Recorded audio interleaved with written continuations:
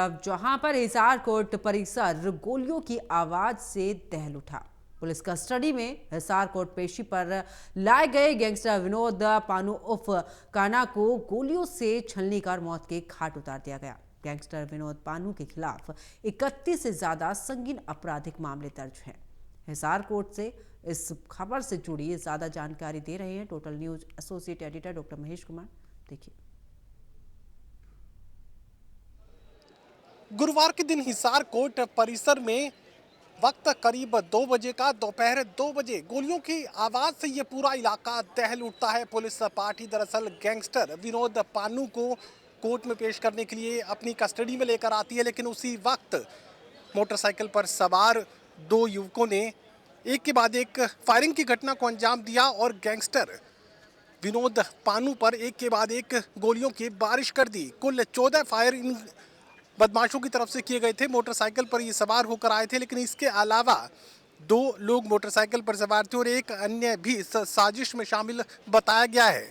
Police party की जवाबी कार्रवाई में एक शख्स घायल हुआ है, जिसे अस्पताल में भर्ती करवाया गया है, जिसकी पहचान अभी तक पुलिस की तरफ से जाहिर नहीं की गई है। गैंगस्टर विनोद पानू पर 31 संगीन आपराधिक वारदातों को लेकर एफआईआर दर्ज है। उसके खिलाफ कानूनी कार्रवाई की जा रही थी। एक केस के सिलसिले में गैंगस्टर विनोद पानू उर्फ काना को पुलिस पार्टी अपनी कस्टडी में हिसार कोर्ट में पेशी के लिए लेकर आई थी, लेकिन उसी वक्त मोटरसाइकिल से उतरकर 2 युवकों ने हत्या की इस घटना को अंजाम दिया। बेहद सुरक्षित ये पूरा इलाका माना जाता है। चप्पे चप्पे पर पुलिस की सुरक्षा रहती है। यहाँ पर निगहबानी सीसीटीवी कैमरा के जरिए भी की जाती है। हाई रेजोल्यूशन सीसीटीवी कैमरा पूरे हिसार कोर्ट परिसर में लगाए गए हैं और तस्वीरों में आप देख सकते हैं कि किस तरीके से हाई सिक्योरिटी जोन इसे माना जाता है। पूर्णतः सुरक्षित ये पूरा इलाका था और ऐसे में आप देख सकते हैं कि किस तरीके से पूरे सुरक्षा तंत्र को एक तरीके से ठेंगा दिखाते हुए अपराधियों ने इस वारदात को, संगीन वारदात को अंजाम दिया है।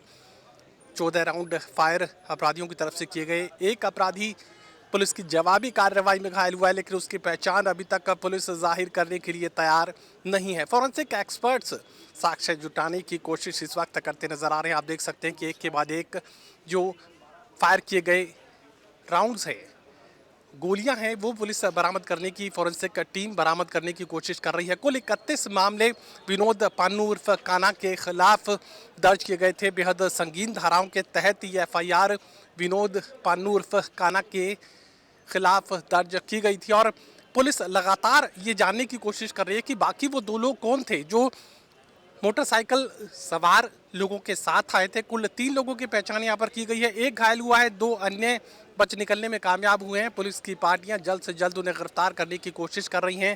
तो क्या कुछ जानकारी मिल पा रही है? आज जैसा कि आपको सबको पता है, कोर्ट कॉम्प्लेक्स के अंदर फायरिंग हुई है। यहाँ पे अभी इनिशियल एस्टिमेट के हिसाब से 14 राउंड की फायरिंग हुई है और इसके अंदर पुलिस ने इमीडिएट एक्शन करके आरोपी को पकड़ लिया है और जितना भी असला था वो रिकवर भी कर लिया है। जिनके ऊपर फायरिंग हुई थी उनको अभी इमीडिएट एक्शन लेके हेल्प करने के लिए उनको हॉस्पिटल के अंदर हम लोगों ने एडमिट करवा दिया है और उनका इलाज जारी है। आगे और भी इंफॉर्मेशन जैसे ही मिलेगी हम आपको आगे बता देंगे। तो कितने लोगों को गोलियां लगने की जानकारी मिल पा रही है? जी अभी 2 लोगों को जानकारी है गोली भी हुई है कोई अभी तक? एक मिनट प्लीज। जिसमें जो आरोपी है इसमें उसको पुलिस ने इमीडिएट एक्शन करके पकड़ लिया है, उसकी अरेस्ट डाल दी गई है और उसके साथ सारा का सारा असला उनसे रिकवर भी हो गया है। बाकी सब हम आपको वेरीफाई करने के बाद ही बता पाएंगे।